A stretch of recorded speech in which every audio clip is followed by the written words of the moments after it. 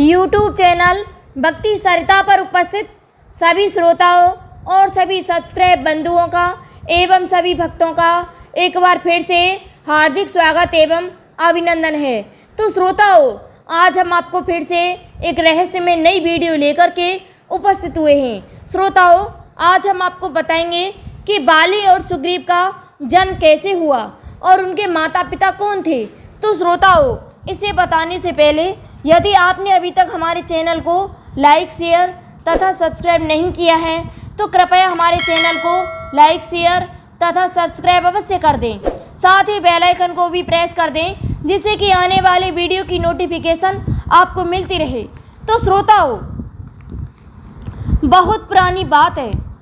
इस भारतवर्ष में एक महान ऋषि हुआ करते थे जिनका नाम था उग्र तपस्वी। उनकी एक पत्नी भी थी जिनका नाम था नारायणी। ऋषि उग्र तपस्वी उनके नाम के अनुसार ही तपस्या करते थे, जिसके कारण उनका शरीर बहुत दुर्बल हो गया था। तो श्रोताओं, जब भी उन्हें कहीं जाना होता था तो उनकी पत्नी उन्हें बांस की टोकरी में उठा करके ले जाती थी। इस प्रकार वह एक स्थान से दूसरे स्थान तक पहुंचते थे। एक समय की बात है जब नारायणी अपने पति को इसी प्रकार बांस की टोकरी में किसी स्थान पर ले जा रही थी और गलती से उग्र तपस्वी का पैर एक पास में ही कूष्मांड ऋषि तपस्या कर रहे थे उनसे टकरा गया। पैर टकराने से ऋषि कूष्मांड बहुत क्रोधित हुए और ऋषि कूष्मांड नारायणी से बोले कि तुमने अपने पति के पैर को मुझसे टकराया है, इसलिए मैं तुम्हारे पति को श्राप देता हूँ कि जैसे ही कल सूर्योदय होगा उसी क्षण तुम्हारे पति की मौत हो जाएगी। तो श्रोताओं, यह सुनते ही नारायणी ने कहा, मैं एक पतिव्रता नारी हूँ। मैंने अपना जीवन सिर्फ पति की सेवा में ही समर्पित किया है और मेरी गलती से मेरे पति का पैर टकरा गया और आपने क्या किया कि उन्हें मृत्युदंड दे दिया।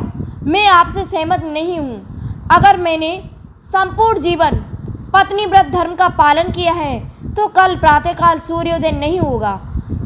तो सूर्यदेव अपने रथ पर अपने सारथी अरुणास के साथ निकलते हैं और नारायणी के श्राप को सुनकर आश्चर्य में पड़ गए।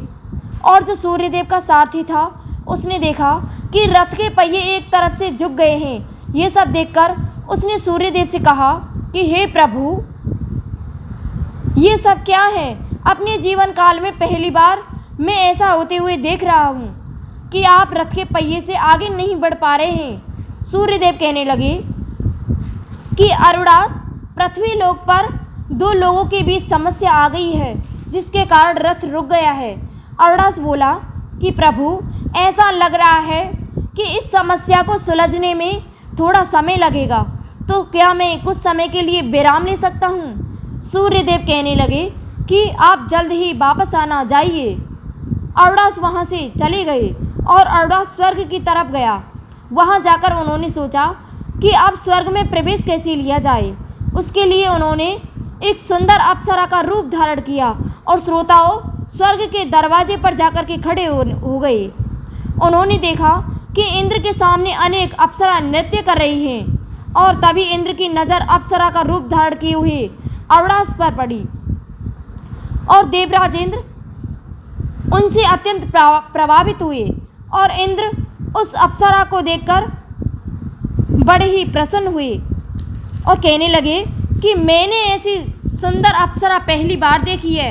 ऐसा लग रहा है कि मानो ये स्वर्ग की अप्सरा नहीं है, अब तो ये किसी और लोक से आई हुई देवी है। तो श्रोताओं, इंद्र अरुणास की ओर बढ़ने लगे और ये देखकर अरुणास घबरा गया।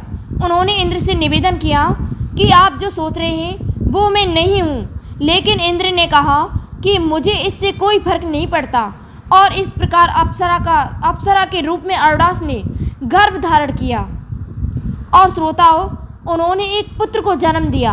उसके बाद अरुणास भागते हुए सूर्यदेव के पास पहुंच गया। वहां जाकर सूर्यदेव ने उस अरुणास से पूछा कि आप कैसे हैं? कुछ घबराए हुए से लग रहे हैं। तो अरुणास ने अपनी पूरी कहानी सूर्यदेव को सुनाई। ये देखकर सूर्यदेव को भी वह अरुणास का अप्सरा वाला रूप देखने का मन किया। उन्होंने अरुणास से कहा कि हे अरुणास, मैं भी तुम्हारा वो अप्सरा वाला रूप देखना चाहता हूँ। तुम अभी वो रूप धारण करो। तो श्रोताओं, अरुणास कहने लगे कि नहीं प्रभु, आप तो मुझे कृपया उस संकट में न डालें, मैं ऐसा नहीं कर सकता। सूर्यदेव कहने लगे कि नहीं अरुणास, तुम्हें वो रूप धारण करना होगा, अभी करो।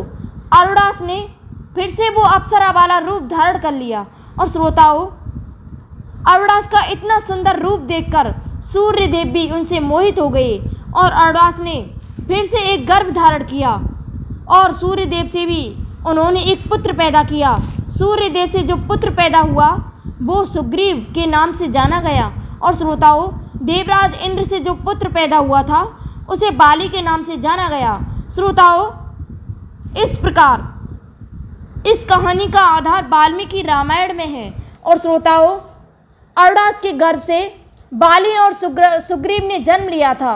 श्रोताओं, इसी के साथ हमारा वीडियो संपन्न हुआ। कृपया हमारे चैनल को लाइक, शेयर तथा सब्सक्राइब अवश्य कर देना।